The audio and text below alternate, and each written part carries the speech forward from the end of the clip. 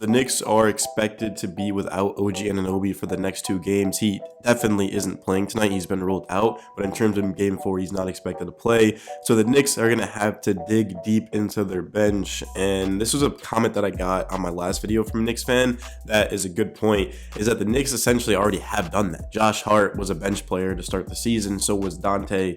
So was Hartenstein. Now you've got Jalen Brunson out there, no OG, which means that Precious Achiuwa, Miles McBride, Alec Burks, like one of these guys is going to have to step in and be the starter. To me, my vote goes to Miles McBride just because we've seen him do it this season with his defense and his ability to knock down shots. I certainly do expect the Pacers to try to get the ball out of Brunson's hands as much as they can, but they've been trying that this season. They've been full court pressing him and throwing some blitzes at him. It just hasn't mattered. I mean, Brunson in 32 minutes last game had 29 points. If he ended up playing 43 minutes, absolutely would have had another 40-point game, at least in my opinion. But what matters is obviously winning games. It doesn't matter about the streak. It was awesome, 4 straight 40-point games, but Brunson, he's been incredible, but we do got to talk about what sort of is next for the Knicks, because they already were playing just 2 guys off of their bench. Alec Burks played a minute, so we're not really counting that. But in game 2, the Knicks played Precious for 28 minutes and they played Miles McBride for 20 minutes.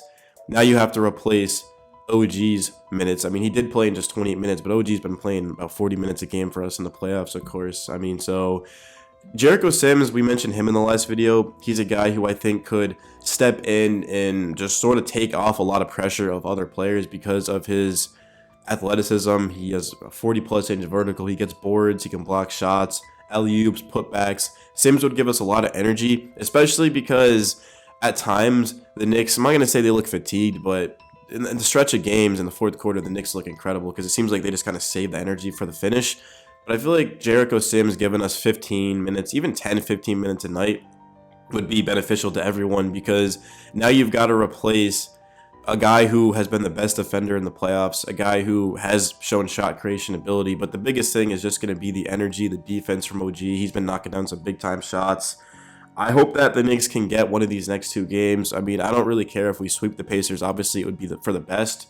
That's like the best case scenario. But if the Knicks can just get one of these next 2 games in Indiana and then come back in game 5 and finish it off against them, that would be amazing. The Knicks against the Sixers, remember in game 5, they were at home. They had a huge lead in the final 30 seconds of the game. And then Tyrese Maxey hits a 3-pointer and he's fouled. And then he hits another 3-pointer. It goes into overtime and the Sixers win. So clearly taking care of business early on in the series is going to be huge. You get more rest. Cavs in Boston, I didn't think that would be that competitive of a series, and in game 1 I was right, but then in game 2 it wasn't competitive in the Cavs' favor. They ended up stomping the Celtics. Jason Tatum, Derek White had bad games. The Celtics, they don't have Porzingis. That's a team that you just never know with them, man. They're actually 15-15 in their last 30 home games in the playoffs. The Knicks, if they can find a way to get through this series against Indiana and get OG back, then they have a real chance at beating Boston, man. I know in the last video I was concerned with all of our depth, but the Knicks starters, they've shown the entire season that they can play big minutes. Josh Hart, he's asked every single game by Coach Teb if he needs a break, if he needs a rest, and Hart says no, and he just continues to be efficient, attack the boards, and score the basketball. So Dante DiVincenzo, he played 44 minutes last game with 6 of 12 from 3, 10 of 20 from the field, 28 points. He was asked by a reporter earlier if the Knicks were going to punt the game due to injuries, and he said, hell no, we're going to go out there and try to win the game. Dante just needs to continue to be aggressive and look for a shot. We've seen when he's on, the Knicks are a much better team. Game 6 against Philly goes off, and then the first 2 games of the series goes off, and the Knicks win. Whenever Dante knocks down a couple of threes, I mean, our record speaks for itself, man. It's just unbelievably good. Precious, McBride, these are the guys that have been called upon for our bench, and they've been outplayed by the Pacers bench, and it's not really their fault because the Pacers are a deeper team than us. I mean, obviously we have a better starting lineup than them, but the bench of the Pacers is really their strength, or it has been in this series. Obi played in 20 minutes and had 20 points in game 2. Isaiah Jackson played 15 minutes, goes out there and is a plus 11. TJ McConnell, 23 minutes, plus 10, 10 and 12, 4 boards. TJ McConnell has been extremely impressive. It's insane how Rick Carlisle decides to go with Andrew Nembhard over him. It just doesn't make a lot of sense.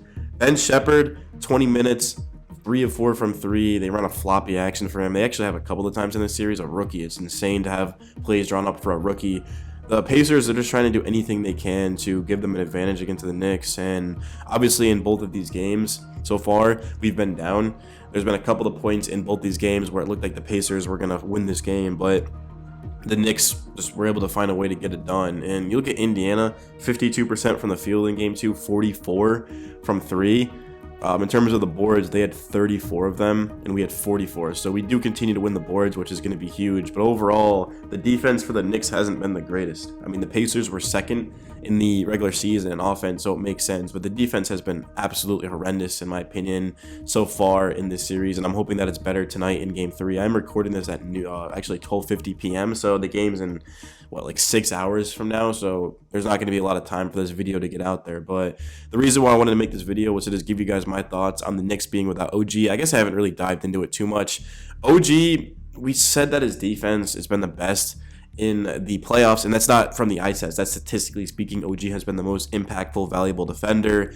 I don't think the Knicks are going to be able to beat Boston without OG, because they need that defense on Tatum and Brown. I mean, it's the same thing. If let's just say OG was not playing against the Pacers starting from the beginning of the series, I don't even think the Knicks would be able to win that, because OG's defense and Siakam is as important as anything else in this series. But in terms of being up 2-0, all you have to do is win one of the next 2 games, drop 3-1, and then you have Game 5 at home in the Garden. And obviously I don't want it to come to this, but let's just say that this series does go 7 games. Well, who has the home advantage in that game? The Knicks. So the Knicks are going to play at minimum one more.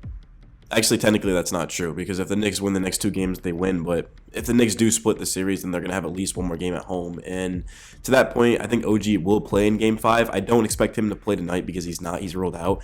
I don't expect him to play in the next game. But in terms of Tuesday is Game 5? Tuesday, I do think OG will be out there. If he isn't close to 100%, I wouldn't risk it. I really wouldn't. The Knicks just cannot afford to lose OG. They're already without 4 players. With OG, you're without Randall, you're without Robinson, Boyan, now you're without OG. I mean, that's just risky territory. The Knicks just don't have the depth. I mean, I understand that you got Alec Burks and Jericho Sims, Shake Milton, but Coach Tibbs doesn't trust these guys. He's not very trusting, which is why you see 44 from Dante, 48 from Hart. Brunson played in 32, and he would have been playing 43, 44 minutes, more than likely, if he hadn't gotten injured. Isaiah played 39 minutes, so OG certainly would have played 40-plus minutes if it wasn't for the injury, because, I mean, this dude was on fire. He did 28 and 28, looking like OG was going to have the best game either of his career or of his Knicks career, and all of a sudden he's out of the game. So the Knicks need to find a way to go out there tonight and get it done. I mean, obviously it's not a must-win game, but in terms of the Knicks going out there and sort of stealing a game with all these injuries, that would be fantastic. I don't think the Knicks, let me rephrase, I don't feel worried about the game tonight, if that makes any sense. I still feel like we're going to win. I like our team. I understand that Miles McBride, I've seen him do it this season. I've seen Precious do it this season. These guys are going to be fired up. Jericho Sims, I've seen him do it. He's had a couple of starts. Last season, he had a lot of starts. The Knicks were a 500 team with him, which is pretty impressive with all the injuries. Isaiah and Mitch getting hurt at the same time. So I love what I'm seeing out of this team. They keep fighting, and I know I've been a little bit pessimistic because I feel like eventually this is going to come crashing down, because it's just sustainable to be with all these injuries. I'm not even too worried about the minutes. It's more so of the injuries to this point. But the Knicks, they've gotten it done all season. My throat. All right, I'm ending this video, bro. Oh my God, jeez.